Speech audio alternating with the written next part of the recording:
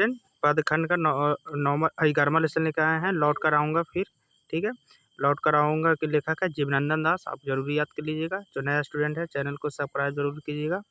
2025 को हम बता रहे हैं इस क्वेश्चन में, 2025 को ऑब्जेक्टिव क्वेश्चन बता रहे हैं। ठीक है, जरूरी पढ़िएगा, कहा कि ऑब्जेक्टिव आपको बेसी से मिलता है क्वेश्चन। ठीक है, तो स्टूडेंट पहला क्वेश्चन चलते हैं। पहला लिखा हुआ, कवि जीवनंदन दास किसका हंस बनना चाहते हैं। कवि किसका जीवनंदन दास हंस बनना चाहते हैं। तो हंस बनना चाहते हैं आपको किशोरी का, किसका, किशोरी का। दूसरा, बांग्ला के सर्वाधिक सम्मानित एवं चर्चित कवियों में से एक कौन से गुरु थे। जीवनंदन दास, ये बांग्ला के कवियों में सर्वाधिक चर्चित कवि थे। तीसरा क्वेश्चन, कवि जीवनंदन दास अगले जीवन में क्या बनने की अभिलाषा करता है। तो अगले जीवन में बनने की अभिलाषा करता है अबाबिल, कौवा, हंस, ये तीनों बनने की कोशिश करता है। ये लौटकर बंगाल में फिर आने की चाह रखता है। चौथा क्वेश्चन देखिए, नदियां मैदान बंगाल के बुलाएंगे मैं आऊँगा, ये किस शीर्षक कविता में। तो जो ये है लौट कर आऊँगा फिर, किस में है, लौट कर आऊँगा। पाँचवा, जीवनंदन दास किस भाषा के कवि हैं। जीवनंदन दास किस भाषा, तो बांग्ला कवि के भाषा है। ठीक है। छठा क्वेश्चन, इनमें से कौन सी कृति जीवनंदन दास की नहीं है। जीवनंदन दास की नहीं है, तो ये भूमिजा, कौन सी भूमिजा नहीं है जीवनंदन दास के। ठीक है, आगे देखिए सातवां क्वेश्चन। सातवां, पाठ्य पुस्तक में संकलित जीवनंदन दास की कविता का हिंदी में अनुवाद किसने किया था। पाठ्य पुस्तक में संकलित जीवनंदन दास की कविता का हिंदी में अनुवाद किसने किया था। तो हिंदी में अनुवाद किया था प्रयाग शुक्ल। कौन, प्रयाग शुक्ल।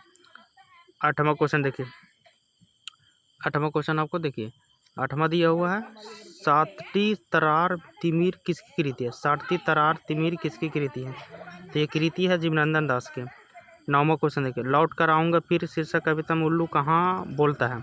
तो उल्लू बोलता है आपको इसमें कपास के पेड़ पर, किसके, कपास के पेड़ पर उल्लू बोलता है। ठीक है। 10वां क्वेश्चन देखिए, लौट कर आऊँगा फिर कविता में कवि का कौन सा भाव प्रकट होता है। तो कवि का भाव प्रकट होता है आपको मातृभूमि प्रेस। ठीक है। 11वां क्वेश्चन देखिए, वनलता सेन किस कवि की श्रेष्ठ रचना। वनलता किस सेन की कवि है। तो 11वां को हो जाएगा आपको जीवनंदन दास वनलता सेन कवि के श्रेष्ठ रचना है।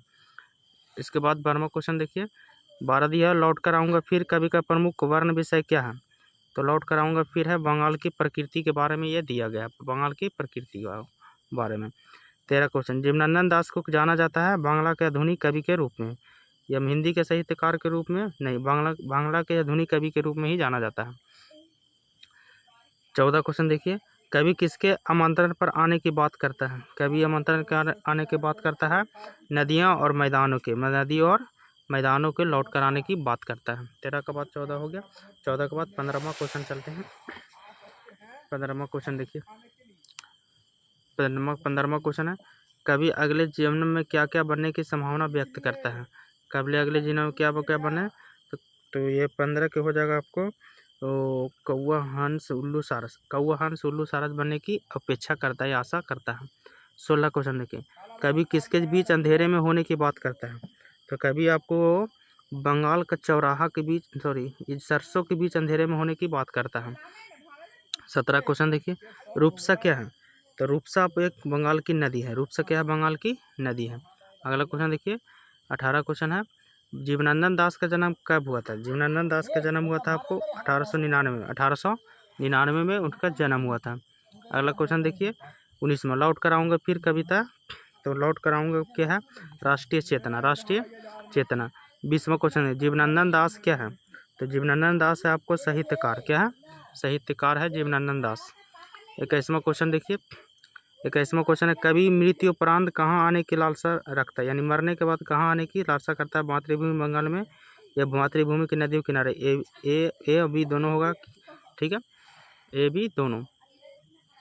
अगला क्वेश्चन देखिए, 22वां, लौट कर आऊँगा फिर शीर्षक कविता किसकी रचना है। लौट कर आऊँगा शीर्षक कविता जीवनानंद दास की। 23वां क्वेश्चन देखिए, लौट कर आऊँगा फिर कविता किस कवि द्वारा भाषांतरित है, यानी लौट कर आऊँगा किस कवि द्वारा लिखा गया, तो जीवनानंद दास द्वारा। 24वां क्वेश्चन देखिए, 24वां क्वेश्चन है आपको, जीवनानंद दास की किस कविता को प्रस्तुत आलोचकों द्वारा रविंद्रोत्तांत युग की श्रेष्ठतम प्रेम कविता की संज्ञा दी गई। तो 24 के आपको हो जाएगा बी, वनलता सेन की। 25वां क्वेश्चन देखिए, कवि किस प्रकार के चावल का वर्णन करता है। तो 25 को हो जाएगा नया चावल, ये नया चावल के वर्णन करता है।